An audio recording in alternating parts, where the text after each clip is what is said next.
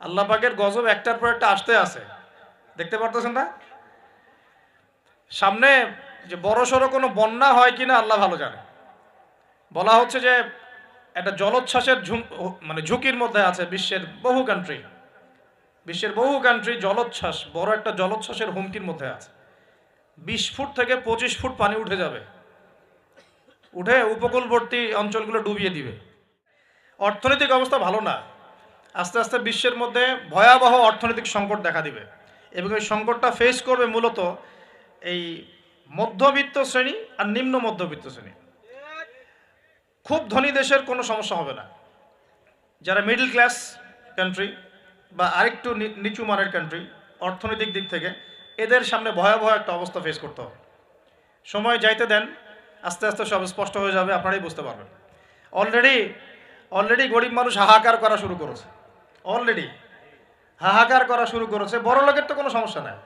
Gas, তেল, চাল, ডাল সব কিছুর দামও যদি বাড়ে, বড় লোকের কোনো সমস্যা আছে? আমার তো কোনো সমস্যা নাই, আমি তো খেতে পারতেছি, কোনো না কোনোভাবে খেতে পারতেছি। কিন্তু যে কৃষক, মজুর, শ্রমিক, হ্যাঁ, যারা গরিব মানুষ, এরা তো আমার মতো না। আমার জন্য 4 বার বিদ্যুতের দাম বাড়লেও কোনো সমস্যা নাই। 1000, 1500, 2000, 3000 আপনি ইফোর্ট দিতে পারছেন, আপনার তো সমস্যা নাই। কিন্তু যে ব্যক্তির মাসিক আয় 3000 টাকা, সে কি করবে? আল্লাহ পাকের গজব একটার পর একটা আসতে আছে, দেখতে পারতেছেন না? সামনে যে বড় সড়ো কোনো বন্যা হয় কিনা আল্লাহ ভালো জানে। বলা হচ্ছে যে একটা জলোচ্ছ্বাসের মানে ঝুঁকির মধ্যে আছে বিশ্বের বহু কান্ট্রি জলোচ্ছ্বাস, বড় একটা জলোচ্ছ্বাসের হুমকির মধ্যে আছে। 20 ফুট থেকে 25 ফুট পানি উঠে যাবে, উঠে উপকূলবর্তী অঞ্চলগুলো ডুবিয়ে দিবে। এটা এখন গবেষকরাই বলছেন, বিজ্ঞানীরা। আর আমরা তো আগেই বলেছি, যখন একটা জনপদের মধ্যে শিরকের পাপ বেশি হয়, কোন পাপ? শিরকের পাপ। শিরক শুধুমাত্র ওই মূর্তি পূজা করাই শিরক নয়, আপনাদেরকে জানাই দিতে চাই, কবর পূজা করাও শিরক। কথা কি বুঝতে পারছেন? আমার কথা কিভাবে নেবেন জানি না, কিন্তু আমাকে তো বলতে হবে। শুধু মূর্তি পূজা করাই শিরক না, কবরে সেজদা করাও শিরক। তো যখন শিরকের সয়লাভ হয় একটা এলাকার মধ্যে, একটা জাতির মধ্যে, তখন নূহ আলাইহিস সালামের কওমকে আল্লাহ পাক যেমন প্লাবন দিয়ে ভাসিয়ে দিয়েছিলেন, ওরকম বন্যা, জলোচ্ছ্বাস, প্লাবন দিয়ে ভাসিয়ে দিবেন আল্লাহ। কারণ নোংরামি ধুইতে হলে অনেক পবিত্র পানির দরকার আর কি। আর শিরক হচ্ছে সবচেয়ে নোংরা জিনিস। আল্লাহর জমিনের সবচেয়ে নোংরা জিনিস কি? শিরক। এগুলো তো গেল ধর্মতাত্ত্বিক শিরক। এখন তো শিক্ষার মধ্যেও শিরকি আকীদা ঢুকিয়ে দেওয়া হচ্ছে। এবং এটা কোন আকীদা, এটা বলার তো আর প্রশ্ন আসে না, সবাই বোঝেন কোন আকীদা।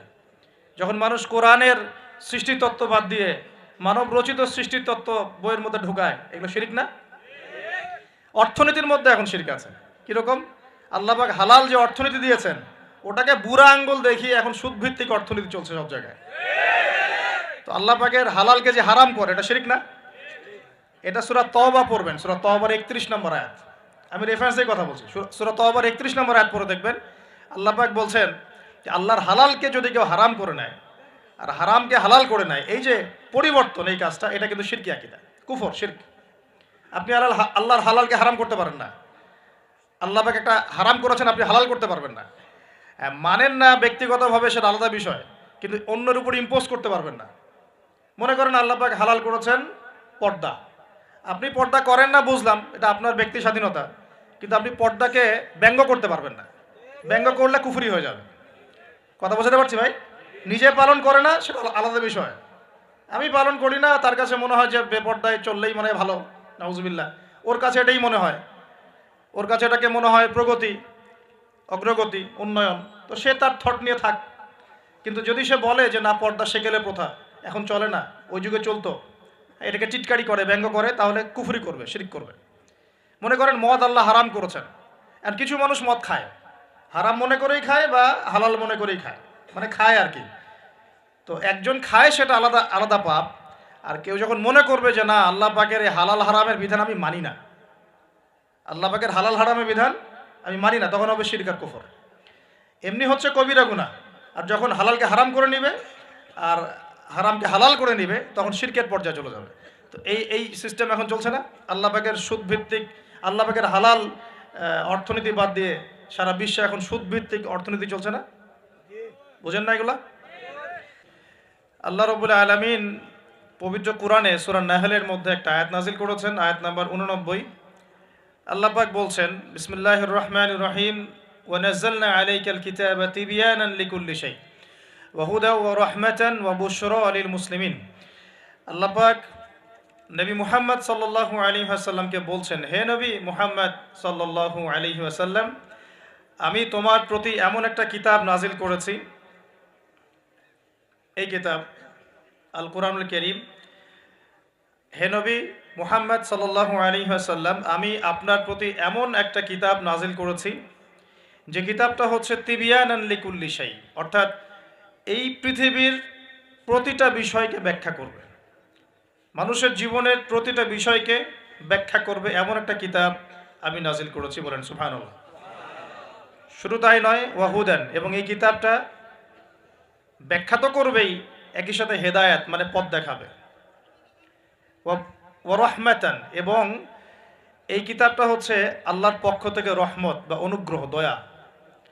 3, 4, ওয়া বুশরা লিল মুসলিমিন, এবং এই কিতাবের সামনে যে নিজের ইচ্ছাকে সঁপে দিবে, যে আত্মসমর্পণ করবে, এই মুসলিমদের জন্য এই কিতাবটা হচ্ছে বুশরা মানে সুসংবাদ।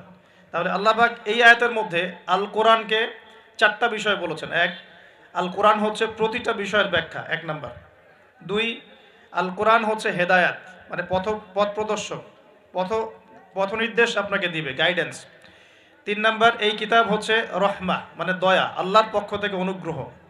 4 নাম্বার, এই কিতাব হচ্ছে বুশরা সুসংবাদ। কাদের জন্য সুসংবাদ? যারা এই কিতাবের সামনে আত্মসমর্পণ করবে, মুসলিমদের জন্য। তো এই আয়াত থেকে বুঝতে পারছি যে কোরআনে আল্লাহ পাক এমন কোনো বিষয় নাই যেটা ব্যাখ্যা করেন নাই, এবং কোরআনের প্রাসঙ্গিক ব্যাখ্যা হিসেবে আল্লাহ রাব্বুল আলামিন আবার হাদিস নাজিল করেছেন, যেটাকে আমরা সুন্নাহ বলি। এর দলিল কোথায়? সূরা হাশর আয়াত নাম্বার 7। কত নম্বর আয়াত? সূরা হাশর 7 নম্বর আয়াত। আল্লাহ পাক বলছেন, ওয়া মা আতাকুমুর রাসূলু ফাখুযু, রাসূল সাল্লাল্লাহু আলাইহি ওয়াসাল্লাম যা যা দেন নিয়ে নাও। রাসূল সাল্লাল্লাহু আলাইহি ওয়াসাল্লাম যা যা দেন নিয়ে নাও। ওয়া মা নাহাকুম আনহু ফান্তাহু, রাসূল সাল্লাল্লাহু আলাইহি ওয়াসাল্লাম যা যা ছেড়ে দিতে বলেন, নিষেধ করেন, ছেড়ে দাও। এখন রাসূল যা দেন সেটা কি কোরআনে আছে না হাদিসে আছে? বলেন। আচ্ছা, রাসূল যা থেকে নিষেধ করেন সেগুলো কি কোরআনে আছে না হাদিসে আছে? মনে করেন আমরা বললাম ঈশার নামাজ কয় রাকাত? ফরজ নামাজ 4 রাকাত। 4 রাকাত নামাজের মধ্যে মোট কতগুলো সেজদা হবে? 1 রাকাতে আমরা কয়টা সেজদা করব, কয়টা রুকু করব, রুকুর তাসবিহ কি পড়ব এবং কয়বার করে পড়ব, সেজদার তাসবিহ কি পড়ব, কয়বার করে পড়ব, 2 সেজদার মাঝখানে বসবো কিনা, 2 সেজদার মাঝখানে কোনো দোয়া পড়ব কিনা, রুকু থেকে উঠে সামি আল্লাহু লিমান হামিদা বলে রব্বানা ওয়া লাকাল হামদ বলতে হবে কিনা, এই খুঁটিনাটি বিষয়টা কি আপনি কোরআনে পাবেন? পাবেন না। কোরআনে পাবেন যে আপনাকে 5 ওয়াক্ত সালাত ফরজ করা হয়েছে। এখন আপনি হাদিসে গিয়ে পাবেন যে সালাতের ওয়াক্ত কেমন হবে, কখন হবে, কিভাবে ওযু করতে হবে, আপনি জুনুবি অবস্থায় থাকলে কিভাবে ফরজ গোসল করবেন, কিভাবে মেসওয়াক করবেন, ওযুর সময় কি আগে ধোবেন, বিসমিল্লাহ বলে কি আগে মাথা মাসা করবেন নাকি আগে হাতের কবজি পর্যন্ত ধোবেন, কি করবেন, ধারাবাহিকতা কেমন হবে, নামাজের দিকে আপনি কিভাবে যাবেন, কীরকম পোশাক পরলে নামাজ হবে, কেমন করলে নামাজ হবে না, কোন ওয়াক্তে নামাজ পড়লে নামাজ হবে, কোন ওয়াক্তে পড়লে হবে না, কোন ওয়াক্তের নামাজ কত রাকাত হবে, কোন রাকাতে কয়টা সেজদা করবেন, কয়টা রুকু করবেন, ইত্যাদি, মানে খুঁটিনাটি বিষয়। এই খুঁটিনাটি বিষয়গুলো কিন্তু আছে হাদিসে। কোথায় আছে ভাই? এই হাদিস এবং সুন্নাহ প্লাস কোরআন, এই দুটোকে মিলেই হচ্ছে ওয়াহি, আল্লাহ পাকের ওয়াহি। এখন অনেকেই এই আয়াতের ভুল ব্যাখ্যা করতে পারেন যে আল্লাহ পাক তো বলেছেন কোরআনের সমস্ত বিষয় আমি ব্যাখ্যা করেছি, তাহলে হাদিসের কি প্রয়োজন আছে? উত্তর হচ্ছে আল্লাহ পাক কোরআনে সমস্ত বিষয়ের মূল নীতি ব্যাখ্যা করেছেন, আর হাদিসে গিয়ে এর বিস্তারিত ব্যাখ্যা করেছেন। আমি কি বুঝাতে পারছি? আরেকটা দলিল সূরা নাজম আয়াত নাম্বার 3-4। সূরা নাজম আয়াত নাম্বার 3-4 আল্লাহ রাব্বুল আলামিন বলছেন যে ওয়ামা ইয়ানতিকু আনিল হাওয়া, মুহাম্মদ সাল্লাল্লাহু আলাইহি ওয়াসাল্লাম নিজের মন গড়া কোনো কথা বলেন না। মুহাম্মদ সাল্লাল্লাহু আলাইহি ওয়াসাল্লাম নিজের মন গড়া একটা শব্দ উচ্চারণ করেন না। ইন হুয়া ইল্লা ওয়াহয়ু ইউহা, তিনি শুধু অতটুকু কথা বলেন যেটা তার কাছে ওহী করা হয়। সুবহানাল্লাহ। যখন থেকে নবী সাল্লাল্লাহু আলাইহি ওয়াসাল্লামের কাছে নবুয়ত এসেছে, এরপর থেকে একটা শব্দ নবী সাল্লাল্লাহু আলাইহি ওয়াসাল্লাম আল্লাহর হুকুম ছাড়া বলেন নাই। একদিন এক ব্যক্তি এসে জিজ্ঞাসা করছিল যে আল্লাহর কাছে সবচেয়ে নিকৃষ্ট জায়গা কোনটা আর সবচেয়ে উৎকৃষ্ট জায়গা কোনটা। নবী সাল্লাল্লাহু আলাইহি ওয়াসাল্লাম চুপ করে থাকলেন অনেকক্ষণ। তিনি চুপ করে আছেন মানে তার কাছে ওহী নাজিল হচ্ছে। কি নাজিল হচ্ছে?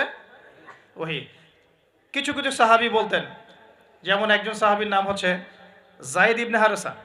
তিনি একদিন বলেছিলেন যে একদিন নবী সাল্লাল্লাহু আলাইহি ওয়াসাল্লাম আমার পাশে বসেছিলেন, তার উরু, তার পায়ের এই অংশটা আমার পায়ের উপরে ছিল। হয় না অনেক সময় আমরা বসি না একসাথে মসজিদের মধ্যে, তো এইরকম একটা অবস্থায় আল্লাহর রাসূলের উপর ওহী চলে আসছে। তো সাহাবী বলছেন ওই সময় আমার কাছে মনে হচ্ছিল যে আমার পাটা মনে হয় ভেঙে গুঁড়া হয়ে যাবে। আমার কথা বুঝতে পারছেন না? মনে হয় ওহীর যে একটা ভার, মানে ওহী আসছে, তিনি বুঝতে পারছেন যে তার ফিজিক্যালি তার মধ্যে অন্যরকম একটা স্ট্রেংথ চলে আসছে। আয়েশা রাদিয়াল্লাহু আনহা তিনি বলেছিলেন যে নবী সাল্লাল্লাহু আলাইহি ওয়াসাল্লামকে আমি দেখেছি প্রচণ্ড ঠান্ডার সময় তার কাছে ওহী আসছে, কোরআনের হাদিসের ওহী আসছে, এবং প্রচণ্ড ঠান্ডার মধ্যে তিনি দরদর করে ঘামা শুরু করেছেন। তো ওহী আসলে বোঝা যেত কিছু একটা হচ্ছে। তো নবী সাল্লাল্লাহু আলাইহি ওয়াসাল্লাম নবী হওয়ার পরে একটা শব্দ আল্লাহর ওহী ছাড়া কাউকে বলেন নাই। এটা হচ্ছে ইসলামের একটা প্রামাণ্যতা, মানে ইসলাম যে এতই নিখুঁত, এতই নিপুণ, এখানে যার্রা পরিমাণ বাতিল ঢোকার কোনো সুযোগ নাই। তো এই ব্যক্তি জিজ্ঞাসা করছিলেন আল্লাহর কাছে সবচেয়ে উৎকৃষ্ট জায়গা কোনটা, নিকৃষ্ট জায়গা কোনটা।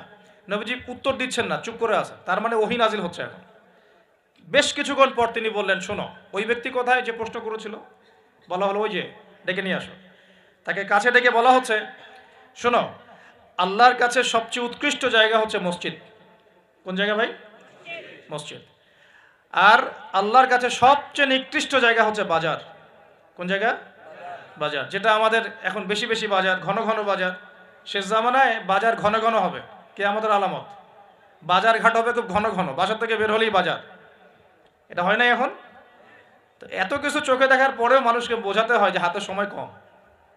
আল্লাহ পাকের গজব একটার পর একটা আসতে আছে, দেখতে পারতেছেন না? সামনে যে বড় সড়ো কোনো বন্যা হয় কিনা আল্লাহ ভালো জানে। বলা হচ্ছে যে একটা জলোচ্ছ্বাসের মানে ঝুঁকির মধ্যে আছে বিশ্বের বহু কান্ট্রি। বিশ্বের বহু কান্ট্রি জলোচ্ছ্বাস, বড় একটা জলোচ্ছ্বাসের হুমকির মধ্যে আছে। 20 ফুট থেকে 25 ফুট পানি উঠে যাবে, উঠে উপকূলবর্তী অঞ্চলগুলো ডুবিয়ে দিবে। এটা এখন গবেষকরাই বলছেন, বিজ্ঞানীরা। আর আমরা তো আগেই বলেছি, যখন একটা জনপদের মধ্যে শিরকের পাপ বেশি হয়, কোন পাপ?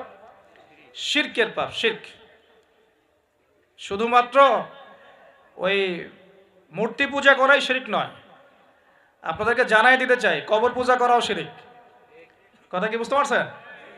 আমার কথা কিভাবে নেবেন জানি না, কিন্তু আমাকে তো বলতে হবে। শুধু মূর্তি পূজা করাই শিরক না, কবরে সেজদা করাও শিরক। তো যখন শিরকের সয়লাভ হয় একটা এলাকার মধ্যে, একটা জাতির মধ্যে, তখন নূহ আলাইহিস সালামের কওমকে আল্লাহ পাক যেমন প্লাবন দিয়ে ভাসিয়ে দিয়েছিলেন, ওরকম বন্যা জলোচ্ছ্বাস প্লাবন দিয়ে ভাসিয়ে দিবেন আল্লাহ। কারণ নোংরামি ধুইতে হলে অনেক পবিত্র পানির দরকার আর কি। আর শিরক হচ্ছে সবচেয়ে নোংরা জিনিস। আল্লাহর জমিনের সবচেয়ে নোংরা জিনিস কি? শিরক। এগুলো তো গেল ধর্মতাত্ত্বিক শিরক। এখন তো শিক্ষার মধ্যেও শিরক, শিক্ষার মধ্যেও শিরকি আকীদা ঢুকিয়ে দেওয়া হচ্ছে। এবং এটা কোন আকীদা, এটা বলার তো আর প্রশ্ন আসে না, সবাই বোঝেন কোন আকীদা। যখন মানুষ কোরআনের সৃষ্টিতত্ত্ব বাদ দিয়ে মানব রচিত সৃষ্টিতত্ত্ব বইয়ের মধ্যে ঢুকায়, এগুলো শিরক না? অর্থনীতির মধ্যে এখন শিরক আছে। কিরকম?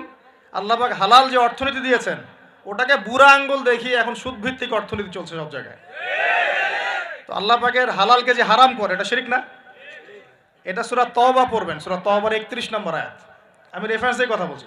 সূরা তওবার 31 নম্বর আয়াত পড়ে দেখবেন, আল্লাহ পাক বলছেন যে আল্লাহর হালালকে যদি কেউ হারাম করে নেয় আর হারামকে হালাল করে নেয়, এই যে পরিবর্তন, এই কাজটা, এটা কিন্তু শিরকি আকীদা, কুফর, শিরক। আপনি আল্লাহর হালালকে হারাম করতে পারেন না। আল্লাহ পাক একটা হারাম করেছেন, আপনি হালাল করতে পারবেন না। মানেন না ব্যক্তিগতভাবে, সেটা আলাদা বিষয়, কিন্তু অন্যের উপর ইম্পোজ করতে পারবেন না। মনে করেন আল্লাহ পাক হালাল করেছেন পর্দা। আপনি পর্দা করেন না বুঝলাম, এটা আপনার ব্যক্তি স্বাধীনতা, কিন্তু আপনি পর্দাকে ব্যঙ্গ করতে পারবেন না। ব্যঙ্গ করলে কুফরি হয়ে যাবে। কথা বোঝাতে পারছি ভাই? নিজে পালন করে না সেটা আলাদা বিষয়। আমি পালন করি না, তার কাছে মনে হয় যে বেপর্দায় চললেই মানে ভালো, নাউজুবিল্লাহ। ওর কাছে এটাই মনে হয়, ওর কাছে এটাকে মনে হয় প্রগতি, অগ্রগতি, উন্নয়ন। তো সে তার থট নিয়ে থাক। কিন্তু যদি সে বলে যে না পর্দা সেকেলে প্রথা, এখন চলে না, ওই যুগে চলতো, এটাকে টিটকারি করে, ব্যঙ্গ করে, তাহলে কুফরি করবে, শিরক করবে। মনে করেন মদ আল্লাহ হারাম করেছেন, আর কিছু মানুষ মদ খায়, হারাম মনে করেই খায় বা হালাল মনে করেই খায়, মানে খায় আর কি। তো একজন খায় সেটা আলাদা আলাদা পাপ, আর কেউ যখন মনে করবে যে না আল্লাহ পাকের এই হালাল হারামের বিধান আমি মানি না, আল্লাহ পাকের হালাল হারামের বিধান আমি মানি না, তখন হবে শিরক আর কুফর। এমনি হচ্ছে কবিরা গুনাহ। আর যখন হালালকে হারাম করে নিবে আর হারামকে হালাল করে নিবে, তখন শিরকের পর্যায়ে চলে যাবে। তো এই সিস্টেম এখন চলছে না। আল্লাহ পাকের সুদ ভিত্তিক, আল্লাহ পাকের হালাল অর্থনীতি বাদ দিয়ে সারা বিশ্বে এখন সুদ ভিত্তিক অর্থনীতি চলছে না? বুঝেন না এগুলা? অর্থনৈতিক অবস্থা ভালো না। আস্তে আস্তে বিশ্বের মধ্যে ভয়াবহ অর্থনৈতিক সংকট দেখা দিবে, এবং এই সংকটটা ফেস করবে মূলত এই মধ্যবিত্ত শ্রেণী আর নিম্ন মধ্যবিত্ত শ্রেণী। খুব ধনী দেশের কোনো সমস্যা হবে না, যারা মিডল ক্লাস কান্ট্রি বা আরেকটু নিচু মানের কান্ট্রি অর্থনৈতিক দিক থেকে, এদের সামনে ভয়াবহ একটা অবস্থা ফেস করতে হবে। সময় যাইতে দেন, আস্তে আস্তে সব স্পষ্ট হয়ে যাবে, আপনারাই বুঝতে পারবেন। অলরেডি গরিব মানুষ হাহাকার করা শুরু করেছে, অলরেডি হাহাকার করা শুরু করেছে। বড় লোকের তো কোনো সমস্যা নাই, গ্যাস তেল চাল ডাল সব কিছুর দামও যদি বাড়ে, বড় লোকের কোনো সমস্যা আছে? আমার তো কোনো সমস্যা নাই, আমি তো খেতে পারতেছি, কোনো না কোনোভাবে খেতে পারতেছি। কিন্তু যে কৃষক, মজুর, শ্রমিক, হ্যাঁ, যারা গরিব মানুষ, এরা তো আমার মতো না। আমার জন্য 4 বার বিদ্যুতের দাম বাড়লেও কোনো সমস্যা নাই। 1000, 1500, 2000, 3000 আপনি ইফোর্ট দিতে পারছেন, আপনার তো সমস্যা নাই। কিন্তু যে ব্যক্তির মাসিক আয় 3000 টাকা, সে কী করবে? এটা আমি অনেকদিন আগে বলেছি, কারণ এটা বলেছি বৈশ্বিক অর্থনৈতিক সংকটের কারণে। পুরো বিশ্বে একটা ইকোনমিক সংকট চলছে। এখন এই কথাগুলো যেগুলো বলছে, এগুলোর সাথে কিন্তু আমাদের ইসলামিক সমাজ ব্যবস্থা জড়িত আছে। আমি ওদিকে আসতেছি।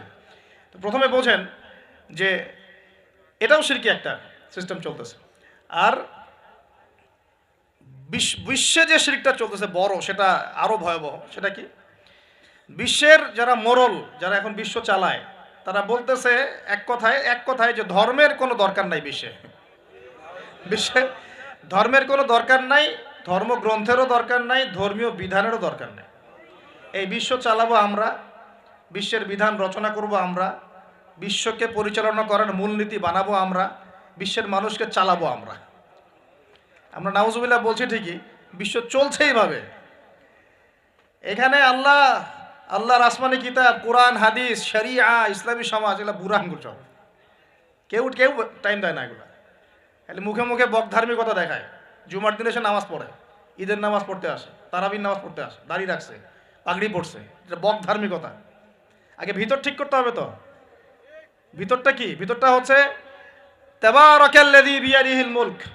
সূরা মুলকের 1 নম্বর আয়াতে কি বলছেন আল্লাহ পাক? তাবারাকাল্লাযী বিয়াদিহিল মুলক, বরকতময় সেই আল্লাহ। এই আল্লাহ পাক মহাবিশ্ব সৃষ্টি করেন নাই? এই মহাবিশ্ব কে সৃষ্টি করছে? এই পুরো মহাবিশ্বে পৃথিবীর মতো কোটি কোটি কোটি কোটি গ্রহ আছে না? আছে কি নাই? এই পুরো মহাবিশ্বে কার হুকুম চলে? ওই পুরো মহাবিশ্বে কি জিবরাইল আলাইহিস সালামের হুকুম চলে? আল্লাহর কোনো ফেরেশতার হুকুম চলে? কোনো নবীর হুকুম চলে? তাহলে কোনো মানুষের হুকুম চলার কোনো প্রশ্ন ওঠে? পুরো মহাবিশ্বের কোটি কোটি গ্যালাক্সি, কোটি কোটি গ্রহ নক্ষত্রে আল্লাহর হুকুম চলে। সূর্য পর্যন্ত ডোবার পরে আল্লাহর কাছে পারমিশন নেয়, আল্লাহ আগামীকাল উঠবো, আল্লাহ বলেন ওঠো, তাহলে উঠবে। একদিন আল্লাহ বলবেন না, ওঠার দরকার নাই, সূর্য তখন উল্টা দিক থেকে উঠবে, পশ্চিম দিক থেকে। ওই দিন কিয়ামত হয়ে যাবে। যেদিন কিয়ামত হবে ওইটা হচ্ছে আল্লাহ পাকের ক্রোধের বহিঃপ্রকাশ, মানে রাগ থাকে না, যে ধৈর্য ধরতে ধরতে ধরতে ধরতে এক সময় যখন আপনি আর পারতেছেন না, তখন একটা হাইপার হয়ে যান না মাঝে মাঝে, তখন মনে হয় আশপাশে যা আছে ভেঙে চুরে একাকার করে বলেন না। ওই যে পৃথিবীর নিচে যে আগ্নেয়গিরিগুলো আছে, শক্তি সঞ্চার করতে করতে করতে করতে এক পর্যায়ে বিস্ফোরিত হয়ে যায়, তখন আর পৃথিবীবাসীর তো কোনো হুঁশ, তখন আর উপায় থাকে না। তো এরকম কিয়ামতের দিনটা হচ্ছে আল্লাহ পাকের ক্রোধের বহিঃপ্রকাশ। মানে এক হুকুমেই পুরো মহাবিশ্বের সব গ্রহ ধ্বংস হয়ে যাবে, এক হুকুমে। তাই পুরো মহাবিশ্বে আল্লাহ ছাড়া কারো হুকুম চলে? আল্লাহ সেটাই বলছেন, তাবারাকাল্লাযী বিয়াদিহিল মুলক, বরকতময় সেই আল্লাহ যার হাতে সমস্ত ক্ষমতা। যার হাতে কি ভাই? মুলক মানে কি? রাজত্ব। এখনকার তোমরা যারা পলিটিক্যাল সায়েন্স পড়াও, তোমাদের বা আপনাদেরকে বলছি, রাজত্ব মানে কি? রাজত্বের ইংরেজি প্রতিশব্দ কি? সভরেন্টি। মানে বলেন, সভরেন্টি মানে কি? সার্বভৌমত্ব। মানে কি? সার্বভৌমত্ব। আল্লাহ পাক বলছেন মহাবিশ্বের সার্বভৌমত্ব আমার হাতে। সুবহানাল্লাহ। কার হাতে? মহাবিশ্বের সার্বভৌমত্ব কার হাতে? সভরেন্টি কার হাতে? দুনিয়াতে এই সভরেন্টি সার্বভৌমত্ব মানুষের হাতে। বুঝেন নাই মনে হয়? এই দুনিয়াতে সভরেন্টি, মুলক, সার্বভৌমত্ব এখন আল্লাহর হাতে নাই, মানুষের হাতে। মানুষ যা মনে করে তাই চালায়। এখন আল্লাহ পাকের বিধান, আল্লাহ রাসূল এগুলো বাদ। তো এটা হচ্ছে সবচেয়ে বড় শিরক সারা বিশ্বের। এটা সারা বিশ্বের সবচেয়ে বড় পর্যায়ে শিরক। তো শিরকে ডুবে আছি আমরা, এটাকে বোঝেন। আমি তো বলছি না যে এখন এই প্রবলেমসগুলোকে রাতারাতি সলভ করা যাবে, এমনটা তো বলছি না। বলছি পুরো ওয়ার্ল্ডে এরকম শিরকি একটা সিস্টেম প্রতিটা ক্ষেত্রে চলছে। কিভাবে সলভ করবেন সেটা পরের বিষয়, আগে তো বুঝতে হবে কোথায় আছে বিশ্ব এখন। তো আমরা দেখলাম যে বড় বড় সেক্টর যেগুলো একটা বিশ্বের, ধর্ম, সংস্কৃতি, অর্থনীতি, জিওপলিটিক্স এবং পরিবার তো আছেই, পাশাপাশি আমাদের এই ওয়ার্ল্ড অ্যাফেয়ার্স, এই প্রতিটা ক্ষেত্রে আল্লাহ পাকের তাওহীদকে পাশ কাটিয়ে মানুষের মন গড়া বিধান দিয়ে চালানো হচ্ছে কিনা? হচ্ছে কিনা? বুঝতে পারছেন না মনে কথা? সুদ কি মানুষের বিধান না আল্লাহর বিধান? বলেন, আরো খোলামেলা বলি, সুদ কি মানুষের বিধান না আল্লাহর বিধান? মদ কি মানুষের বিধান না আল্লাহর বিধান? মদ খাওয়া যাবে? মদ খাওয়া যাবে? বেপরদায় চলা যাবে, এটা কি মানুষের বিধান না আল্লাহর বিধান? পুরো বিশ্বের যত বৈশ্বিক অ্যাফেয়ার্স আছে এটা মানুষ নিয়ন্ত্রণ করবে, আল্লাহর বিধানের দরকার নাই। এটা কি আল্লাহর বিধান না মানুষের কথা? তো সারা বিশ্বে এই কুফুরি চলতেছে না? চলছে কি না? এখন এই বিশ্বটা বোঝেন, তারপরে আপনি এই আয়াতটা বোঝেন। এখন আল্লাহ পাক বলছেন, এখন আমি মুহাম্মদ সাল্লাল্লাহু আলাইহি ওয়াসাল্লামের কাছে এমন কিতাব দিয়েছি যে কিতাবে এই সব সমস্যার সমাধান আছে। সুবহানাল্লাহ। সমস্যাগুলো তো বুঝতে পারলেন? আল্লাহ পাক বলছেন, হে মুহাম্মদ বলেন সাল্লাল্লাহু আলাইহি ওয়াসাল্লাম, আমি তোমার কাছে এমন একটা কিতাব দিয়েছি যে কিতাবের মধ্যে প্রতিটা বিষয়কে আমি ব্যাখ্যা করেছি, সমাধান দিয়েছি। এটা হেদায়েত, এটা রহমত, এটা বুশরা, সুসংবাদ কাদের জন্য? যারা আমার সামনে আত্মসমর্পণ করবে। যারা করবে না ওদের জন্য সুসংবাদ নাই। আর এই কিতাবের ব্যাখ্যা আছে। এই কিতাব একাই আপনাকে পথ দেখাবে না, হাদিসের প্রয়োজন আছে। এটা আমরা পেলাম সূরা নজম আয়াত নাম্বার 3-4 এবং সূরা হাশর আয়াত নাম্বার 7, যে রাসূল সাল্লাল্লাহু আলাইহি ওয়াসাল্লাম নিজের মন গড়া কোনো কথা বলতেন না। তিনি সেটাই বলতেন যে আল্লাহ ওহী করতেন। আর আল্লাহর রাসূলের আদেশগুলো আমরা পাচ্ছি হাদিসে, নিষেধগুলো পাচ্ছি হাদিসে। সো কোরআন এবং হাদিস এই দুটোকে মিলে আল্লাহ পাকের এখন ওহী নাজিল হচ্ছে। কোথায় নাজিল হচ্ছে? আইয়ামে জাহিলিয়াতে। কোথায় ভাই? এই কিতাব কোথায় নাজিল হয়েছে? বাংলাদেশে, পাকিস্তানে, সিরিয়ায়? কোন যুগে নাজিল হয়েছে? ওই ব্যাবিলনের যুগে, নাকি ওই চাইনিজ সভ্যতার যুগে, নাকি ওই রাশিয়ার বলশেভিক ওই বিপ্লব ওইসব যুগে? কোন যুগে নাজিল হয়েছে? আবু জেহেলের যুগে। কোন যুগে ভাই? আবু জেহেলের নাম শুনেছেন তো? আবু জেহেলের যুগটাকে আমরা বলি আইয়ামে জাহিলিয়াতের যুগ। আবু জেহেল ছিল ওই যুগের নেতা। দারুন নাদওয়া ছিল তার পার্লামেন্ট। তার পার্লামেন্টের নাম কি? দারুন নাদওয়া। সেখানে আবু জেহেল, আবু লাহাব, উতবা, সাইবা, রাবিয়া এরা সব বসে বসে বুদ্ধি পাকাইতো আর কি, কি করতে হবে কি করতে হবে না।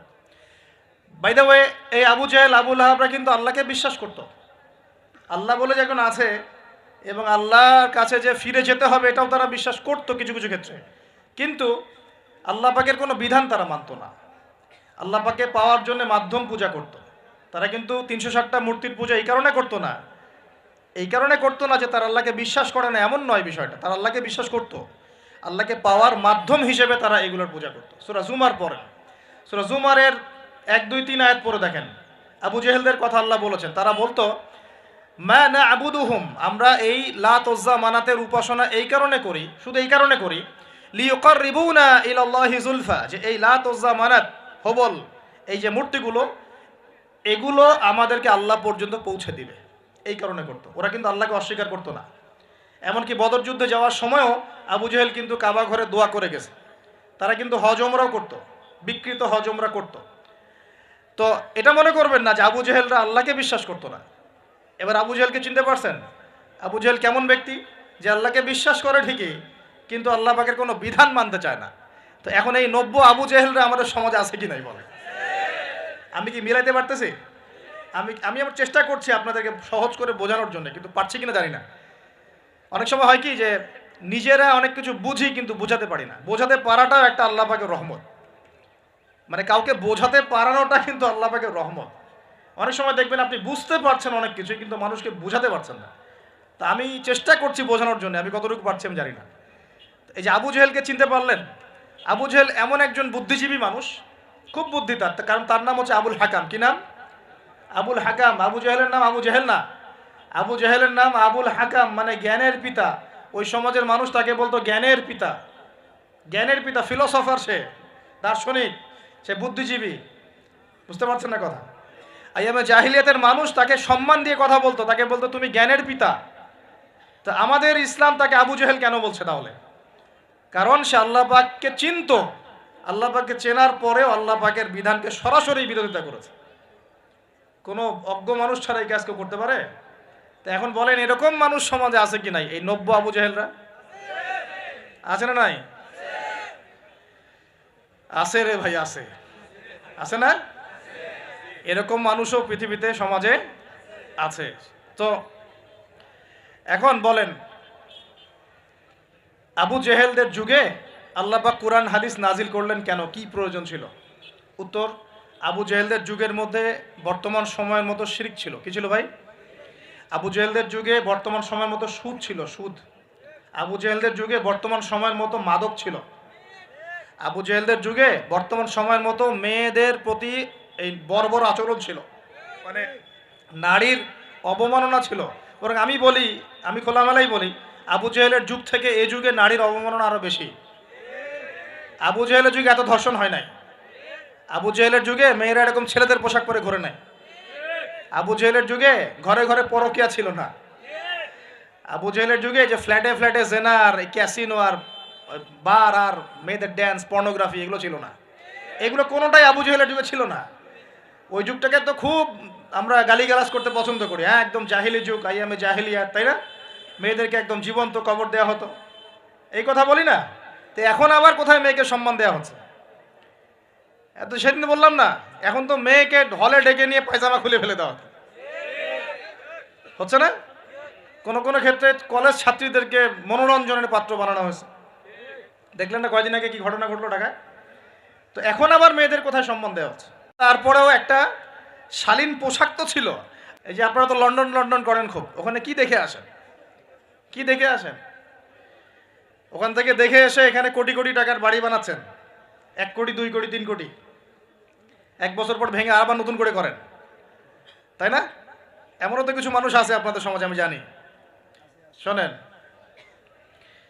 তাব্বাত ইয়াদা আবি লাহাবি ওয়া তাব, সূরাটা পড়েছেন? আবু লাহাবের 2 হাত ধ্বংস হোক। আবু লাহাবের পাপ ছিল অন্য, সে নবী সাল্লাল্লাহু আলাইহি ওয়াসাল্লামের সাথে কটূক্তি করত, বিরোধিতা করত। কিন্তু আবু লাহাব সম্পর্কে আল্লাহ পাক কি বলছেন? মা আগনা আনহু মালুহু ওয়া মা কাসাব। আবু লাহাবের মাল সম্পদ এবং যা সে অর্জন করেছে এই দুনিয়াতে, এগুলো তাকে জাহান্নামের আগুন থেকে বাঁচাতে পারবে না। এই বিশাল প্রপার্টি আপনাকে জাহান্নামের আগুন থেকে বাঁচাতে পারবে না যদি এই প্রপার্টির হক আদায় না করেন। এই রিজিকের হক যদি ঠিকঠাক আদায় না করেন, জাকাত না দেন, দরিদ্রের হক না দেন, মিসকিনের হক না দেন, আত্মীয়র হক না দেন, প্রতিবেশীর হক না দেন, ইসলামের আল্লাহ ফি সাবিলিল্লাহ দান সদকা না করেন, এই বিশাল প্রপার্টি আপনাকে কিয়ামতের মাঠে বাঁচাতে পারবে না। মা আগনা আনহু মালুহু ওয়া মা কাসাব সায়াসলা নারান যাতা লাহাবিন ওয়া ইমরাআতুহু হাম্মালাতাল হাতাব ফি জিদিহা হাবলুম মিন মাসাদ। সূরাগুলো পড়বেন। কোরআন তো শুধুমাত্র তাবিজ করার জন্য কোরআন নাজিল করা হয়নি। তাবিজ করার জন্য কোরআন নাজিল করা হয়েছে নাকি? কোরআনের আয়াত ছিঁড়ে ছিঁড়ে এখন মাদুরির মধ্যে ঢুকিয়ে গলায় ঝুলে রাখার জন্য কোরআন নাজিল হয়েছে? বলেন তো, কোরআনের আয়াত একটা ছিঁড়ে এভাবে আমি র্যাপিং করে গলার মধ্যে ঢুকায় রেখে দিলাম, বাস কোরআনের হক আদায় হয়ে গেল? ডক্টর আপনাকে একটা প্রেসক্রিপশন দিয়েছেন, মনে করেন তোমার কোভিড হয়েছে, তোমাকে এখন এই প্রেসক্রিপশন অনুযায়ী চলতে হবে। আর প্রেসক্রিপশনটা আমি যদি এখন এমন করে ভাঁজ করি, ভাঁজ করে সুন্দর করে মাদুরির মধ্যে ঢুকায়, ওষুধ খাওয়ার দরকার নাই, ভাঁজ করে ঢুকায় ব্যাস রেখে দিলাম, রোগ ভালো হবে না? রোগ ভালো হবে? আমরা কোরআন কিনে এই কাজ করি, আমরা কোরআন কিনে কেউ কেউ এই কাজ করি, সবাই না, কেউ কেউ। কোরআন শেফা মানে কি? কোরআন আপনার রুহের শেফা এবং দেহের শেফা। কখন? যখন কোরআন বুঝে আমল করবেন তখন, কোরআন পড়ে বুঝে যখন আমল করবেন তখন কোরআন শেফা এবং রহমত বুশরা। আল্লাহ পাক আমাদেরকে বোঝার তৌফিক দান করুন। তবে হ্যাঁ, কোরআনের আয়াত থেকে ঝাড়ফুঁক করা যায়, ঝাড়ফুঁক করা যেতে পারে, পানি পড়া খাওয়া যেতে পারে, এবং এই পানি দিয়ে গোসলও করা যেতে পারে ইত্যাদি। কিন্তু আপনি তো ছিঁড়ে ছিঁড়ে ছিঁড়ে ছিঁড়ে খালি গলায়, পায়ে, হাতে ঝুলে রাখতে পারেন না। আল্লাহ পাক আমাদেরকে বোঝার তৌফিক দান করুন। প্রিয় ভাইয়েরা, এখন এতটুকু তো বুঝতে পারলাম যে কোরআন কোন সময় নাজিল হয়েছে। তাহলে ভাই, কার যুগে? আবু জাহেলের যুগে। আবু জাহেলের যুগে কি কি ছিল? এখনকার মতো শিরক ছিল, এখনকার মতো সুদ ছিল, এখনকার মতো মাদক ছিল, এখনকার মতো মেয়েদের অবমাননা ছিল, আরও একটা ছিল এখনকার মতো যে গোত্রীয় হানাহানি, দেখেন না এখন হানাহানি, মারামারি, রাহাজানি, বিশ্বে বিশ্বে, দেশে দেশে, দলে দলে, এই পলিটিক্যাল দল ওই পলিটিক্যাল দলে, আবার এই ধর্মীয় দল এই ধর্মীয় দলে, এই যে হানাহানি, গোত্রীয় হানাহানি, এই হানাহানি ছিল আইয়ামে জাহিলিয়াতের একটা বড় নিদর্শন। তো এরকম একটা সমাজে আল্লাহ পাক কোরআন এবং হাদিস নাজিল করলেন কেন? ইসলামী সমাজ গঠন করার জন্য, যেটা আপনি টপিক দিয়েছেন। এখন ইসলাম কি আর সমাজ কি? ইসলাম হচ্ছে এক কথায় আল্লাহর সামনে আত্মসমর্পণ করা। আল্লাহর সামনে আত্মসমর্পণ মানে কি? আল্লাহ কি আমার সামনে দাঁড়িয়ে আছেন? আল্লাহ পাকে আমার সামনে দাঁড়িয়ে আছেন, আমি গিয়ে পায়ে সেজদা করব? আল্লাহর সামনে আত্মসমর্পণ মানে কি? আল্লাহ পাককে চোখে দেখা যায়? আল্লাহ রাব্বুল আলামিনকে দুনিয়ার কোনো চোখ দেখতে পারবে না, সুবহানাল্লাহ। হ্যাঁ, জান্নাতে যারা যাবে তারা আল্লাহকে দেখতে পারবে ইনশাআল্লাহ। আর ইনশাআল্লাহ আমরা আশা করি আমরা সেই কাতারভুক্ত হব ইনশাআল্লাহ। একদিন না একদিন আমরা আল্লাহকে দেখবো ইনশাআল্লাহ। নবীজিকে আয়েশা রাদিয়াল্লাহু আনহা বলছিলেন, আল্লাহ পাককে কিভাবে দেখবে মানুষ ইয়া রাসূলুল্লাহ সাল্লাল্লাহু আলাইহি ওয়াসাল্লাম? তিনি বলছেন যে, তোমরা পূর্ণিমার চাঁদ দেখতে তোমাদের কোনো অসুবিধা হয়? তখন সাহাবীরা বলছেন, না, পূর্ণিমার চাঁদ তো আমরা জাজল্যমান দেখতে পারি। ঠিক এভাবেই তোমরা আল্লাহকে দেখবে ইনশাআল্লাহ। এটা হবে জান্নাতের সবচেয়ে বড় নিয়ামত। জান্নাতের সবচেয়ে বড় নিয়ামত হচ্ছে আল্লাহর দর্শন, দিদার। তো এই দুনিয়ার চোখ আল্লাহকে দেখবে না, তাহলে আল্লাহ পাক কিভাবে আমাদের সাথে যোগাযোগ করবেন? আল্লাহ পাক এই দুনিয়ার মধ্যে কিছু মানুষকে বাছাই করবেন নবুয়ত দেওয়ার জন্য। কি দেওয়ার জন্য? নবুয়ত। যে মানুষদের সাথে আল্লাহ পাক যোগাযোগ করবেন আল্লাহর ওহির মধ্য দিয়ে। কিসের মাধ্যমে? ওহিটা কি সরাসরি নেমে আসবে না কেউ নিয়ে আসবে? এখন কেউ নিয়ে আসবে, কে নিয়ে আসবে? তার নাম হচ্ছে জিবরাইল আলাইহিস সালাম। কি নাম? আল্লাহ রব্বুল আলামিন জিবরাইল আলাইহিস সালামের মাধ্যমে কোরআন সুন্নাহর এই ওহী সর্বশেষ নবী মুহাম্মদ সাল্লাল্লাহু আলাইহি ওয়াসাল্লামের কলবে ওহী করেছেন। খুশি হন নাই? কোন যুগে ওহী করেছেন? আবু জেহেলের যুগে। কোন যুগে? যে যুগটার সাথে আমাদের যুগের মিল আছে। আচ্ছা, এখন আল্লাহ পাক বলেছেন এর সামনে তোমরা মাথা নত করো। মাথা নত মানে কি? জাস্ট মাথাটা নত করে দেওয়া? মাথা নত মানে নিজের ইচ্ছাকে সঁপে দাও, নিজের ইচ্ছাকে সঁপে দাও। মন চাচ্ছে আমি নামাজ পড়বো না, আল্লাহ বলছেন পড়তে হবে, এর নাম সঁপে দেওয়া। মন চাচ্ছে আমি একটু মদ খাই, আল্লাহ বলেছেন খাওয়া যাবে না, হারাম, এর নাম সঁপে দেওয়া। মন চাচ্ছে একটা মেয়ের সাথে একটু কি করি, ডেটিং করি, একটা মেয়েকে নিয়ে ফুর্তি করি, আল্লাহ বলছেন জেনা করা যাবে না, এর নাম সঁপে দেওয়া। মন চাচ্ছে ভরপেট খাই রমজান মাসে, আল্লাহ বলছেন না, রমজান মাসে খাওয়া যাবে না, রোজা রেখে, এর নাম সঁপে দেওয়া। মন চাচ্ছে সম্পদের পাহাড় গর্ব, কাউকে কিছু দিব না, আল্লাহ বলছেন না, নেশাব হয়ে গেলে জাকাত দেওয়া লাগবে, এটা হলো সঁপে দেওয়া। সঁপে দেওয়া মানে কি? আল্লাহ পাকের বিধিবিধানের সামনে নিজের ইচ্ছাকে আত্মসমর্পণ কর, যে আল্লাহ যা বলেছেন আমি তাই করব, যা ছেড়ে দিতে বলেছেন ছেড়ে দিব, দ্যাটস অল। এর নাম ইসলাম। ইসলাম হলো এই বিষয়টার নাম, নিজের ইচ্ছাটাকে আল্লাহ পাকের বিধানের সামনে আত্মসমর্পণ করে দেওয়া। আমরা অনেকেই বলি ইসলাম মানে কি? শান্তি। তো এই যে শান্তি, এই শান্তি ব্যাখ্যা দিয়ে দিয়ে কি করা হচ্ছে জানেন? ওই যে বদর, উহুদ, খন্দক, খায়বার, হুনাইন, মুতা, এইসব ইতিহাসগুলোকে সরিয়ে দেওয়া হচ্ছে। ইসলাম মানে তো শান্তি। ইসলাম শান্তির সাথে আবার এইসবের কি সম্পর্ক? শান্তির সাথে মোতার যুদ্ধের কি সম্পর্ক? যুক্তি দিচ্ছে শান্তির সাথে বদর যুদ্ধের আদর্শের কি সম্পর্ক? ইসলাম মানে তো শান্তি। ইসলাম মানে শান্তি কখন? ইসলাম মানে হলো আত্মসমর্পণ। যখন একজন মানুষ নিজের ইচ্ছাকে আল্লাহর সামনে সঁপে দিবে, এর মধ্য দিয়ে সে শান্তি অর্জন করবে ইনশাআল্লাহ। মানে নিজের ইচ্ছাকে আল্লাহর সামনে সঁপে দিলে পরে শান্তি পাওয়া যায়। কারণ আমি তো জানি না যে আমার জন্য কোনটা ভালো কোনটা মন্দ। কে ভালো জানে? যিনি আমাকে সৃষ্টি করেছেন। মনে করেন আপনি একটা মোবাইল ফোন বানিয়েছেন, আপনি এটার মেকার বা ক্রিয়েটর। এখন আপনার চেয়ে কি কেউ ভালো জানে এই ফোনের মধ্যে কি আছে? বলেন। আপনি একটা কম্পিউটার ফাংশন করেছেন, একটা সফটওয়্যার তৈরি করেছেন, একটা অ্যাপস তৈরি করেছেন। আপনার চেয়ে কি কেউ ভালো জানবে এই অ্যাপস কী কাজ করতে পারে, এই সফটওয়্যার কী কাজ করতে পারে, এই কম্পিউটারের ফাংশন কি? এখন আল্লাহ পাক পুরো মহাবিশ্ব সৃষ্টি করেছেন, আমাদেরকেও সৃষ্টি করেছেন। এখন আমাদের জন্য কোনটা ভালো কোনটা খারাপ, কোনটা হক কোনটা বাতিল, কোনটা ন্যায় কোনটা অন্যায়, কোনটা করলে আমরা দুনিয়ায় ভালো থাকবো পরকালে ভালো থাকবো, এটা কি আল্লাহ পাকের চেয়ে ভালো কেউ জানবে? এই সহজ কথাটা বুঝতে এত সমস্যা কিসের? যদি আল্লাহ বলে কেউ থেকে থাকেন, তাহলে তিনি যদি আমাকে সৃষ্টি করে থাকেন, তাহলে তিনি তো ভালো বুঝবেন আমার জন্য কোনটা ভালো কোনটা খারাপ।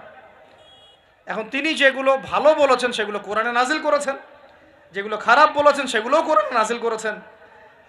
তিনি তার রাসূলের মাধ্যমে আমাদেরকে জানিয়েছেন কোন কোন বিষয়গুলো ভালো আর কোন কোনগুলো খারাপ। এখন এগুলো যখন প্রমাণ হয়ে যাবে, মেনে নিতে কোনো সমস্যা, মানতে কোনো আপত্তি আছে ভাই? এই মেনে নেওয়ার নাম হলো ইসলাম। মেনে নেওয়ার নাম কি ভাই? ইসলাম। এখন দ্বিতীয় প্রশ্ন হচ্ছে, ইসলাম কি পরিপূর্ণ না অসম্পূর্ণ? উত্তর হচ্ছে আল্লাহ পাক সূরা মাঈদার 3 নম্বর আয়াতে বলছেন। কত নম্বর আয়াত? সূরা মাঈদার 3 নম্বর আয়াতে আল্লাহ পাক বলছেন যে আল ইয়াউমা আকমালতু লাকুম দীনাকুম, আজকে আমি দ্বীন ইসলামকে একদম পরিপূর্ণ করে দিলাম। ওয়া আতমামতু আলাইকুম নি'মাতি, তোমাদের উপর আমার নিয়ামতকে পূর্ণতা দিলাম। ওয়া রাদিতু লাকুমুল ইসলাম দীনান, তোমাদের উপরে দ্বীন ইসলামকে মনোনীত করে আমি আল্লাহ সন্তুষ্ট হয়ে গেলাম। তাহলে এই আয়াত থেকে কি বোঝা গেল? ইসলাম পরিপূর্ণ না অসম্পূর্ণ? পরিপূর্ণ মানে আমরা কি বুঝি? কিছু অংশ আছে কিছু নাই, কিছু কিছু হেদায়েত আছে কিছু কিছু নাই, কিছু কিছু বিষয়ের সমাধান আছে কিছু কিছু নাই, নাকি জগতের সমস্ত বিষয়ের সমাধান আছে? কোনটা? এই কথাটাই আগে হজম করতে হবে যে কোরআন সুন্নাহ ভিত্তিক এই ইসলামের মধ্যে পৃথিবীর সমস্ত সমস্যার সমাধান আছে। এর সামনে আত্মসমর্পণ করলে পরে আপনি হবেন মুসলিম, তার আগে হবেন না। আমার কথা কি বোঝাতে পারছি? এরপরে আপনি মুসলিম হবেন। এখন যদি কেউ অস্বীকার করে সে কি হবে? যদি কেউ পুরোপুরি অস্বীকার করে, না কোরআন সুন্নাহ সব কিছু নাই আমি মানি না, তাহলে হবে সে কাফের। কি হবে? কাফের। কেউ যদি এগুলোর সাথে আল্লাহকে অংশীদার সাব্যস্ত করে সে কি হবে? সে হবে মুশরিক। কেউ যদি বলে আমি, বলে না মনে মনে অস্বীকার করে কিন্তু মুখে মুখে বলে হ্যাঁ মানি, এমন মানুষ নাই? মুখে মুখে বলে হ্যাঁ মানি মানি মানি সবই মানি, আর মনে মনে অস্বীকার করে, ইসলামের বিরুদ্ধে কাজ করে ভিতরে ভিতরে। এই মানুষগুলোকে কি বলা হয়? মুনাফিক। আর এক শ্রেণী আছে যারা স্বীকার করে নেয় যে হ্যাঁ এগুলোই ঠিক, কিন্তু চলতে পথে আল্লাহর পথে চলতে গিয়ে কবিরা গুনায় লিপ্ত হয়, তখন এদেরকে আমরা বলি ফাসেক বা জালেম। আমার কথা কি বুঝতে পারছেন? 5টা শ্রেণীর মানুষ আপনাকে দেখাই দিলাম ইসলাম কেন্দ্রিক। কেউ শিরিক করে হচ্ছে মুশরিক, কেউ অস্বীকার করে হচ্ছে কাফের, কেউ মুখে স্বীকার করছে মনে স্বীকার করছে না, হচ্ছে মুনাফিক, কেউ স্বীকার করে পথ চলতে গিয়ে কবিরা গুনাহ করছে, কবিরা গুনাহ, তখন সে জালেম হচ্ছে বা ফাসেক হচ্ছে।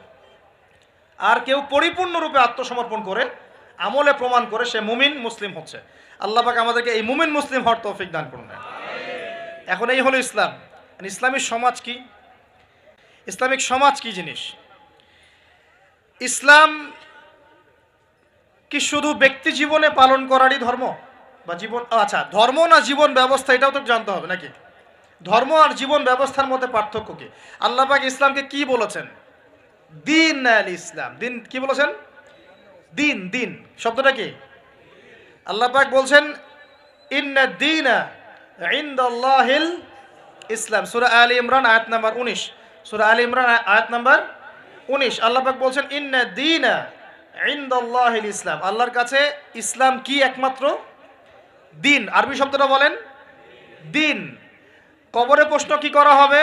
মা দিনুকা, মা দিনুকা। প্রথমে মান রব্বুক, তারপরে মা দিনুকা। তাহলে ধর্ম বা ইসলাম এটাকে কি শব্দে ব্যবহার করা হচ্ছে কোরআনে? দিন। এই দিন শব্দের মানে কি? আমি আপনাকে শর্ট করে বুঝাই দিচ্ছি। কোরআনে দিন শব্দ আসছে দুই রকম। কয় রকম? দুই রকম। একই বানান, একদম একই বানানেই দুই রকম দিন শব্দ আছে। একটা হচ্ছে মালিকি ইয়াউমিদ্দিন, পড়ে না সূরা ফাতিহায়, মালিকি ইয়াউমিদ্দিন, এই যে এখানে দিন, এই দিন শব্দের যে বানান আর ইন্না দীনা ইনদাল্লাহিল ইসলাম, এই দিনের যে বানান একদমই সেম। আবার আমপারা অন্য সূরা আছে ওয়ামা আদরাকা মা ইয়াউমুদ্দিন সুম্মা মা আদরাকা মা ইয়াউমুদ্দিন, এই যে দিন শব্দ এগুলোর বানান কিন্তু সেম। পার্থক্য কোথায়? এই দিনের দুটো অর্থ হয়। কয়টা অর্থ ভাই? একটা অর্থ হচ্ছে মালিকি ইয়াউমিদ্দিন বলতে আল্লাহ পাক বোঝান কিয়ামত দিবস। কিয়ামত দিবস মানে যেদিন আমাদের বিচার করা হবে, এই দিবসটাকে বোঝাতে আল্লাহ পাক দিন শব্দ ইউজ করেছেন। আবার এই রিলিজিয়ন ইসলামকে বোঝাতেও দিন শব্দ ইউজ করেছেন। এখানে দিন শব্দ হলো জীবন ব্যবস্থা। জীবন কি ভাই? ব্যবস্থা। এখন জীবন ব্যবস্থা মানে কি? জীবন ব্যবস্থা মানে কি যে জীবনের কিছু অংশের হেদায়েত পাওয়া যাচ্ছে, বাকি অংশে পাওয়া যাচ্ছে না, বিষয়টা কি এমন নাকি জীবন ব্যবস্থা মানে জীবনের প্রতিটা ক্ষেত্রের সমাধান আছে এমন? বলেন, উত্তর দেন। আল্লাহ পাক বলছেন ওয়ামা ইয়াবতাগি গায়রুল ইসলামি দীনান ফালা ইউকবালা মিন, কেউ যদি ইসলাম ছাড়া অন্য কোনো জীবন ব্যবস্থা তালাশ করে তার কাছ থেকে কিছুই কবুল করা হবে না। আল্লাহ আবার বলছেন যে আল ইয়াউমা আকমালতু লাকুম দীনাকুম, এই দিনটাকে আমি কামিল করেছি, পরিপূর্ণ করেছি। আল্লাহ পাক নিজেই বলছেন এই দিন আমার কাছে গ্রহণযোগ্য। আল্লাহ নিজেই বলছেন এই দিনটাকে আমি কামেল করেছি, পরিপূর্ণ করেছি। আল্লাহ নিজেই বলছেন এই দিন বাদ দিয়ে অন্য দিন কবুল হবে না। তাহলে এই দিন কি অসম্পূর্ণ থাকতে পারে? নিঃসন্দেহে এটা পরিপূর্ণ। অ্যান্ড পরিপূর্ণ মানে কি? ওই যে প্রথমে একটা আয়াত তেলাওয়াত করেছিলাম সূরা নাহল আয়াত নাম্বার 89, আল্লাহ বলেছেন তিবিয়ানান লিকুল্লি শাই, কোরআন সুন্নাহয় আমি সব ব্যাখ্যা করেছি। আরও একটা দলিল দিয়ে দেই, সূরা কাহাফ আয়াত নাম্বার 54। কত নম্বর আয়াত ভাই? এগুলো বাসায় গিয়ে চেক করে দেখেন, বাসায় গিয়ে একটু পড়াশোনা করেন, না হলে শুধু শুনবেন এক কান দিয়ে আর বেরো যাওয়ার কান দিয়ে। আর রেফারেন্স চেক করে যদি দেখেন সব ঠিক আছে তখন মেনে নেওয়ার চেষ্টা করেন। আমি আগে বলছি না যে মানার দরকার আছে, আমি এখন বলছি মানার দরকার নাই। বাসায় গিয়ে আগে চেক করবেন, যদি দেখেন হ্যাঁ সব কথা ঠিক আছে তারপরে মানার চেষ্টা করেন। আল্লাহ পাক তৌফিক দান করুন।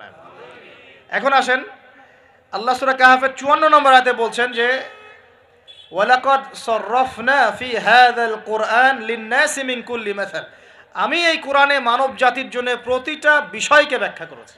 এবার আরও স্পষ্ট হয়ে গেল ইসলাম, কোরআন এবং সুন্নাহয় এমন কোনো বিষয় নাই যা নাই। এই হলো পরিপূর্ণ জীবন ব্যবস্থা।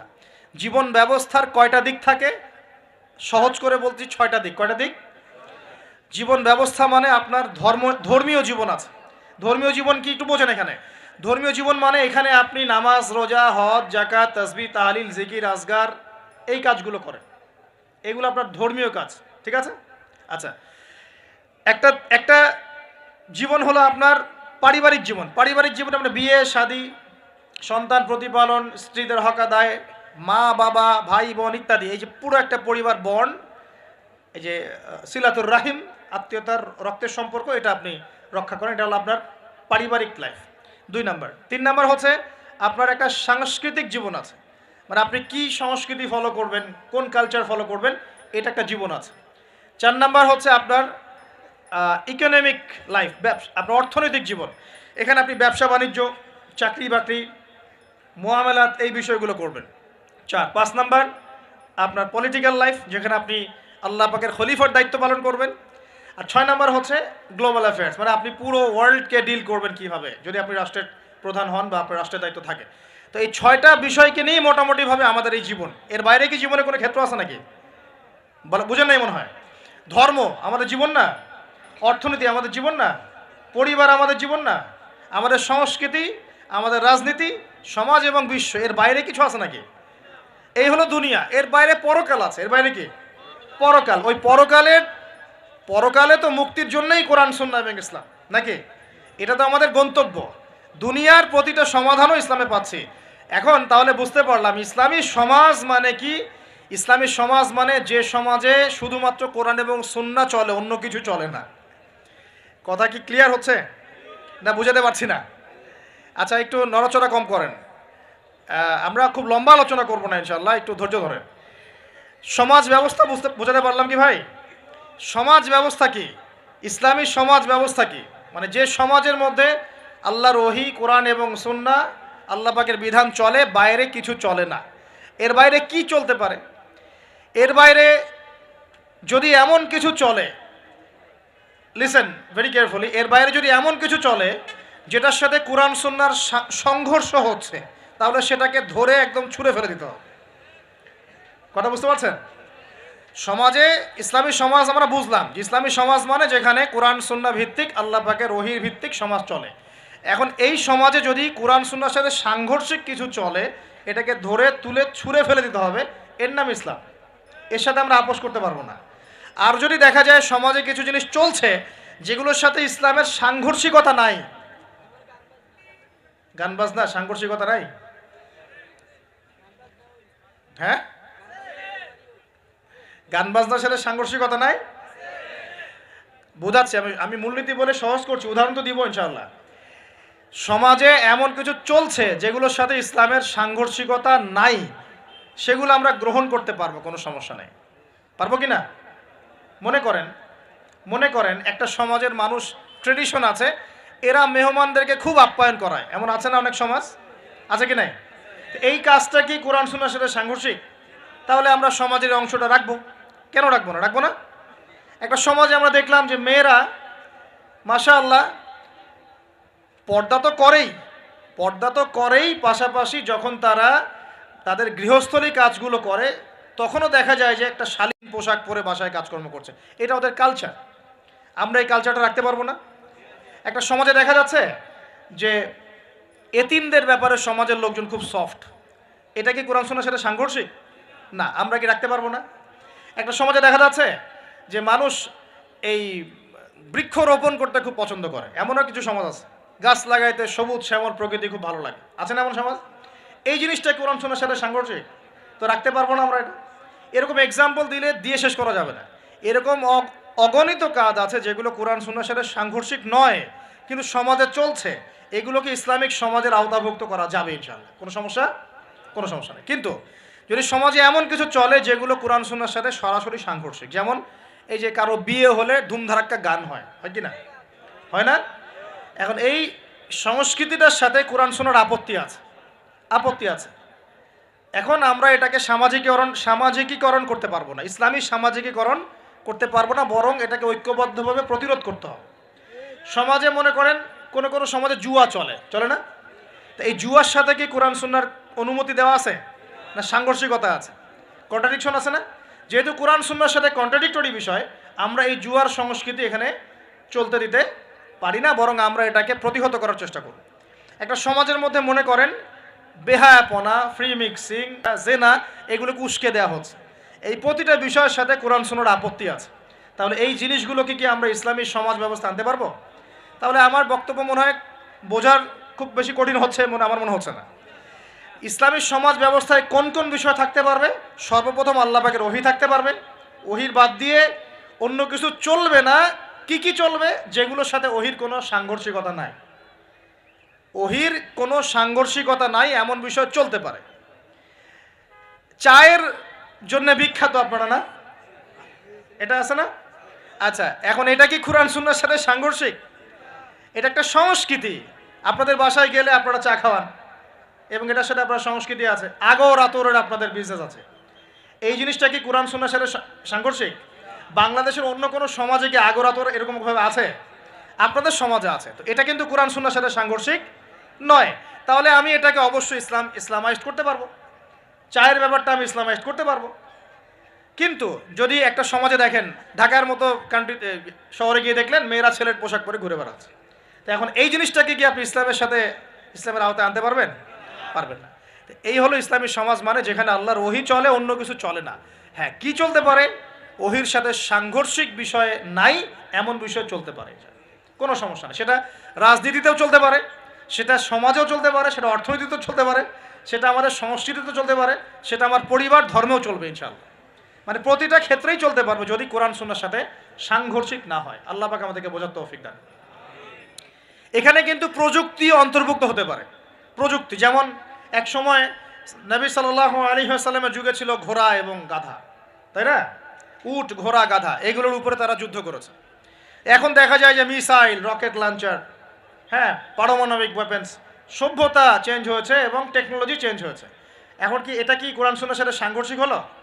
এটা প্রযুক্তি, প্রযুক্তিগত বিষয়গুলোকে আমরা অবশ্যই সামাজিকীকরণ করতে পারবো, কোনো সমস্যা নেই। মিডিয়া, এই মিডিয়ার মধ্য দিয়ে ইসলাম প্রচার করা যাবে কি না? যাবে। তাহলে মিডিয়াকে আমরা সামাজিকীকরণ করতে পারবো যদি আমরা এটাকে সঠিকভাবে ব্যবহার করতে পারি। এই বিষয়গুলো আমরা মাথায় রাখবো। কিন্তু যখন মিডিয়ার মধ্য দিয়ে আপনি ভুল তথ্য প্রচার করবেন তখন পারবেন না। আবার যখন ওই পারমাণবিক ওয়েপন্স আপনি মাজলুমের উপর ফেলে দিবেন তখন সেটা আপনি অ্যাপ্লাই করতে পারবেন না। তো বস্তুবাদী বিষয়গুলো আমরা নিব, কোনগুলো? যেগুলো আমরা ইসলামিকভাবে ইউজ করতে পারি, অনইসলামিক ইউজিং না হয়, অন্যের হক নষ্ট না হয়, বা আল্লাহর দ্বীনের কোনো ক্ষতি না হয় ইনশাআল্লাহ তাআলা, সেক্ষেত্রে আমরা এগুলোকে গ্রহণ করতে পারবো। ইসলামের সমাজ আমরা বুঝলাম, ইসলাম কি এক কথায় বুঝলাম, এবং ইসলাম কোন যুগে নাজিল হয়েছে এটাও বুঝলাম, ওই যুগের সাথে আমাদের বর্তমান সমাজে মিল আছে এটাও বুঝলাম। এখন ওই যুগটা চেঞ্জ করেছিলেন কারা? উত্তর, নবী সাল্লাল্লাহু আলাইহি ওয়াসাল্লাম নিজে, এবং তার সাথে ছিলেন সাহাবীরা, এবং সাহাবীদের মধ্যে বেশিরভাগ সাহাবী ছিলেন যুবক। সুবহানাল্লাহ। ওমর যুবক ছিলেন না বুড়া ছিলেন? হামজা যুবক ছিলেন না বৃদ্ধ ছিলেন? হুজাইফা যুবক না বৃদ্ধ ছিলেন? উসমান রাদিয়াল্লাহু আনহু তখন যুবক ছিলেন না বৃদ্ধ ছিলেন?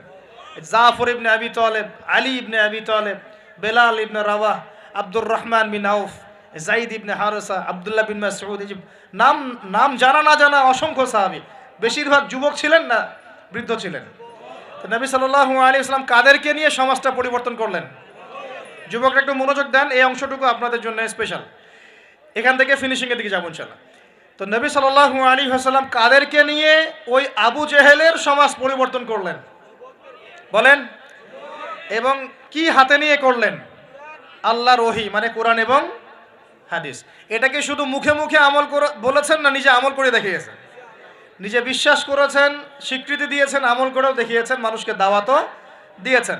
এখন একা একা করেছেন না সবাইকে নিয়ে করেছেন? তার মানে ইউনিটি লাগবে। কি লাগবে ভাই?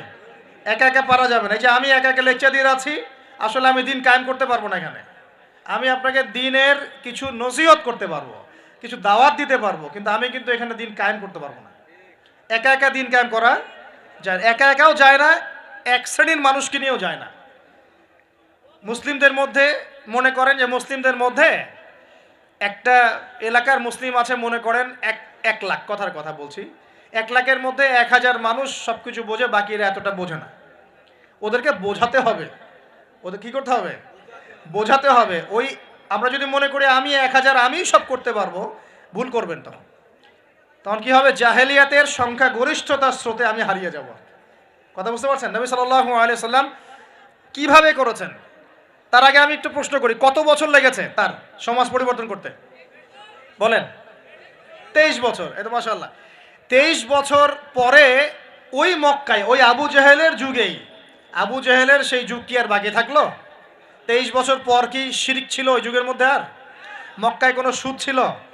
মক্কায় কোনো মাদক, কোনো জেনা, ব্যভিচার, মেয়েদের শ্লীলতাহানি, ধর্ষণ, জেনা, হ্যাঁ, গুম খুন, তারপরে আপনার এই যে গোচ্চু হানাহানি, মারামারি, কোনোটা কি আর বাকি ছিল? মানে 23 বছরের সমাজ টোটাল নিট অ্যান্ড ক্লিয়ার, সাফ। কত বছর? 23 বছর। কীভাবে করলেন? প্রথমত তিনি ওহির জ্ঞানের চর্চা করেছেন, নিজে আমল করেছেন, সাহাবীদেরকে শিখিয়েছেন, এবং সাহাবীরা সবাই মিলে দাওয়াতি কাজ করে একটা জনসমষ্টি তৈরি করেছেন কি না? প্রথমে কি নবী সাল্লাল্লাহু আলাইহি ওয়াসাল্লাম প্রকাশ্যে দাওয়াত দেওয়া শুরু করেছেন? না। প্রথম 3 বছর, কত বছর? তিনটা বছর নবী সাল্লাল্লাহু আলাইহি ওয়াসাল্লাম গোপনে মানুষকে দাওয়াত দিয়েছেন। কিভাবে ভাই? গোপনে, man to man, door to door. আমরা তো এখন খুব অধৈর্য জাতি। কি জাতি ভাই? অধৈর্য। 1 বছর ধরে যদি একটা কথা বলি, পরের বছর ওয়াজ করতে আসলে বলে হুজুর এই ওয়াজ তো গত বছর একবার শুনছি, দরকার অন্য নতুন ওয়াজ করেন। এমন করে না মানুষ? নবী সাল্লাল্লাহু আলাইহি ওয়াসাল্লাম 3 বছর গোপনেই দাওয়াত দিয়েছেন। তিনটা বছর। কাদেরকে দাওয়াত দিয়েছেন? উত্তর, প্রথমত তার নিজের মানুষদেরকে, নিজের স্ত্রী, নিজের যায়েদ ইবনে হারেসা পালক পুত্র ছিলেন, নিজের চাচাতো ভাই জাফর ইবনে আবি তালেব, আলী ইবনে আবি তালেব, নিজের খুব কাছের মানুষ আবু বকর সিদ্দিক রাদিয়াল্লাহু আনহুর হাত ধরে পরে উসমান বিন আফফান, আব্দুর রহমান বিন আউফ, তালহা বিন উবাইদুল্লাহ, জুবাইর বিন আওয়াম, আস্তে আস্তে ছড়িয়ে পড়ছে। তার মানে দাওয়াতি কাজ শুরু করতে হবে কোথা থেকে? আগে বলেন, আগে নিজে, তারপরে কে? নিজের কাছের মানুষ, নিজের পরিবার, নিজের বংশ, নিজের আত্মীয়। এই দাওয়াতি কাজ কি আমাদের করা শেষ? কারা কারা করা শেষ হাত তোলেন দেখি। আগে শুরু করেন। আগে তো নিজেকে দিয়ে শুরু করতে হবে নাকি ভাই? নিজের পরিবারের সবাই নামাজি, নামাজের দাওয়াত দিচ্ছি কিনা? নামাজের দাওয়াতটুকু কি দিচ্ছি? নিজের পরিবারে কি পর্দা কায়েম করতে পারছি? নিজের পরিবারে কি তালিম চালু হচ্ছে? নিজের সন্তানরা কি কোরআন পড়ছে? নিজের পরিবারে কি সবাই রমজান মাসে রোজা রাখছে, হালাল খাচ্ছে? আগে নিজের পরিবার দিকে ফোকাস করেন, আল্লাহ পাক তৌফিক দান করেন। এরপর আল্লাহ ওয়াহি নাজিল করলেন, ওয়ানদির আশিরাতাকাল আকরাবিন। এবার তুমি কাকে সতর্ক করবে? তোমার কাছের আত্মীয় স্বজন, গোত্রের লোককে। তখন তিনি ওই যে পাহাড়ের উপর উঠে ডাকলেন, ইয়া মা আশারাল কুরাইশ, ইয়া মা আশারাল কুরাইশ, তোমরা সবাই আসো।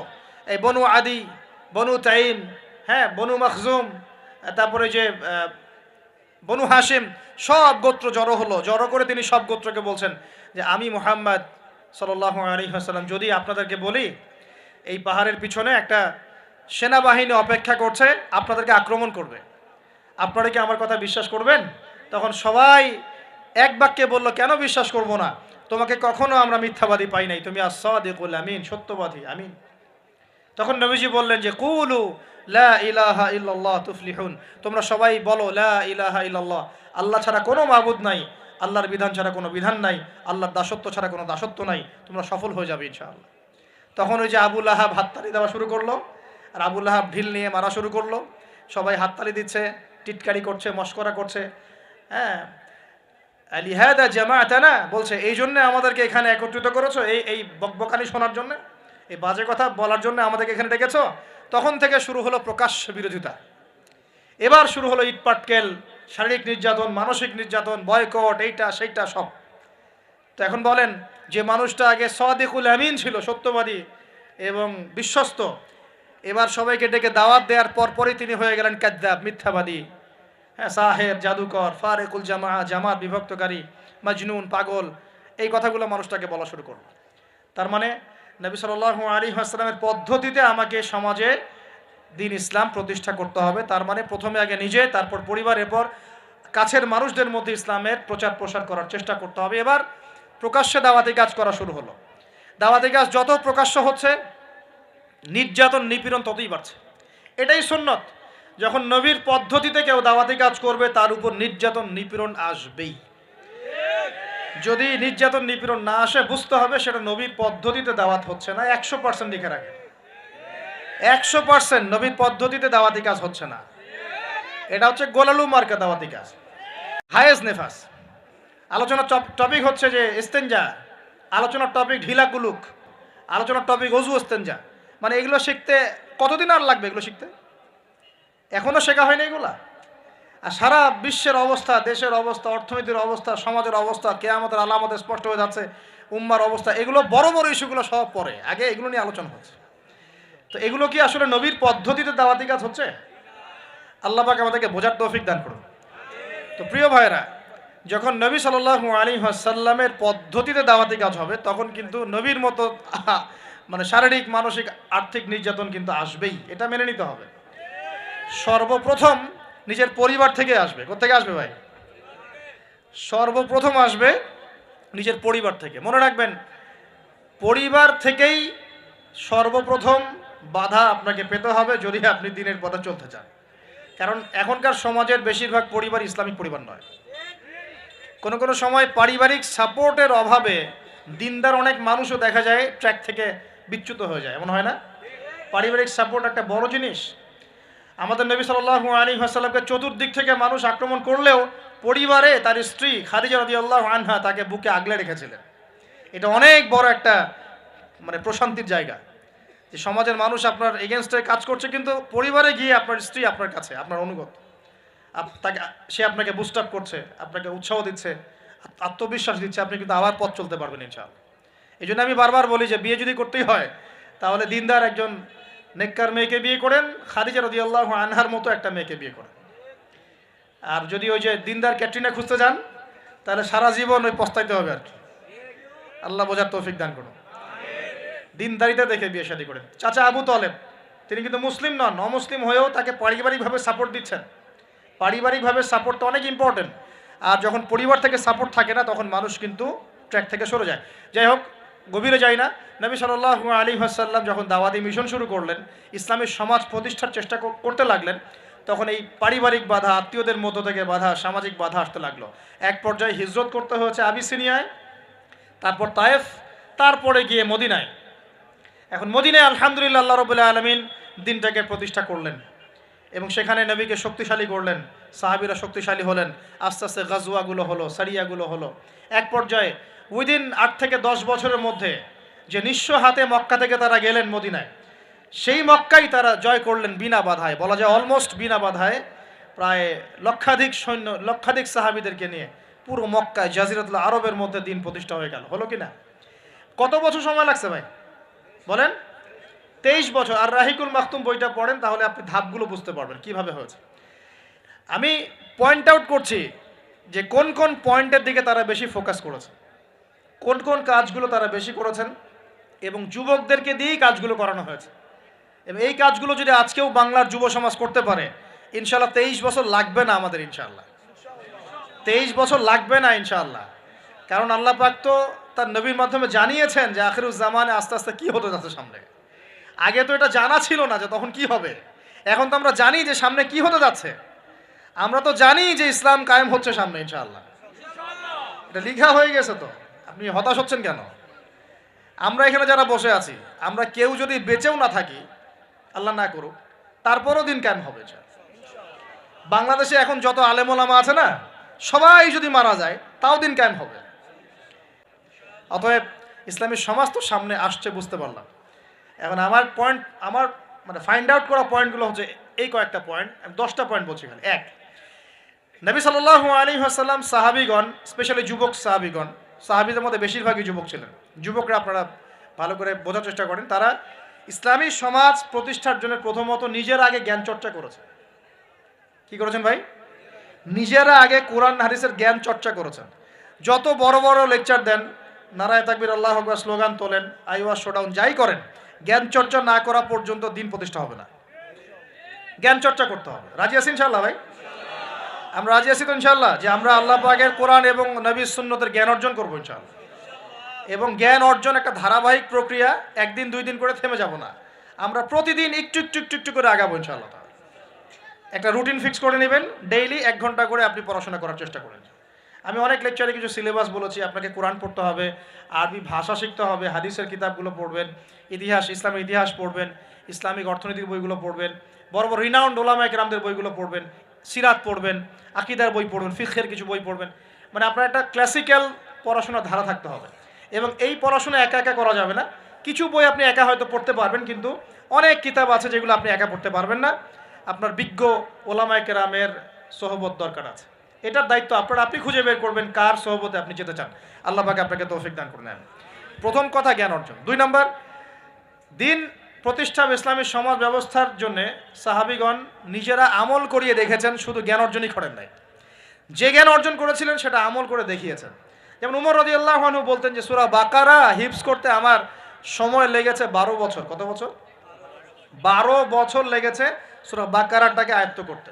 কারণ সাহাবীরা যতক্ষণ পর্যন্ত 10টা আয়াত লেসন নিয়েছেন, 10টা আয়াতের উপর আমল না করা পর্যন্ত নতুন করে দার্স নিতেন না। বুঝতে পারছেন না? মনে করেন আপনি সূরা মাউন শিখেছেন, মাউন, আরাআইতাল্লাযী ইউকাযযিবু বিদ্দিন, এই সূরা আপনি শিখেছেন। সাহাবীদের সুন্নত ছিল কি, এই সূরাটার উপর তারা আমল না করা পর্যন্ত নতুন লেসন নিতেন না। এভাবে তারা আমল করতেন। আমরা কি এমন করে আমল করি? আমরা যত পারি আগে তথ্য ইনস্টল করতে থাকি। আমাদের জ্ঞান চর্চাটা হচ্ছে তথ্য ইনস্টল করার মতো। তথ্য ইনস্টল করাকে জ্ঞান চর্চা বলে না। এটাকে আমরা ওয়েল ট্রেন্ড বলতে পারি, ওয়েল এডুকেটেড বলতে পারি না। সার্কাসের সিংহ বাঘ দেখেছেন না? লাঠি চাবুকের ভয়ে অনেক কাজ করে না? অনেক কুকুর দেখা যায় না যে ট্রেনিং প্রাপ্ত, যার কমান্ড করে সে ফলো করে না? এটা ওয়েল ট্রেন্ড বলা যায় এটাকে। এই কিন্তু ওয়েল এডুকেটেড না। আমাদের ক্রিটিক্যাল থিঙ্কার্স দরকার, মানে কোরআন সুন্নাহ পড়বে, আমল করবে এবং এটাকে নিয়ে গবেষণা করার চেষ্টা করবে।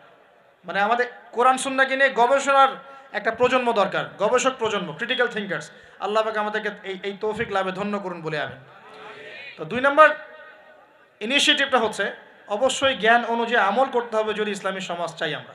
আল্লাহ পাক আমাদের সবাইকে তৌফিক দান করুন। সবার আগে আমাকে তৌফিক দান করুন বলি আমি। জ্ঞান অনুযায়ী আমল করার জন্য একটা সুন্নত ফলো করলেই হবে, একজন ব্যক্তিকে জাস্ট ফলো করতে হবে। জীবনের প্রতিটা কাজ নবী সাল্লাল্লাহু আলাইহি ওয়াসাল্লামের সুন্নাহ মাফিক করলেই আপনি জানা অনুযায়ী আমল করে ফেলবেন ইনশাআল্লাহ। পারা যাবে তো ইনশাআল্লাহ। আজকে ঘুমানো থেকে শুরু করে দেন, জীবনের প্রতিটা কাজকে ঢেলে সাজান। কাপড় পরা, ঘুমানো, ঘুম থেকে ওঠা, হ্যাঁ, এমনকি বিছানা ঝাড়া, ইস্তেঞ্জা করা, আপনার ব্যবসা বাণিজ্য, শিক্ষা, এভরি সিঙ্গেল সেক্টর ঢেলে সাজানোর চেষ্টা করেন যে নবীর মতো হচ্ছে কিনা। যদি হয় আলহামদুলিল্লাহ, যদি না হয় তাহলে এখানে আপনার কিছু কাজ করার বাকি আছে। আল্লাহ পাক আমাদের সবাইকে নবী সাল্লাল্লাহু আলাইহি ওয়াসাল্লামের সুন্নাহ মাফিক জীবন গড়ার তৌফিক দান করুন।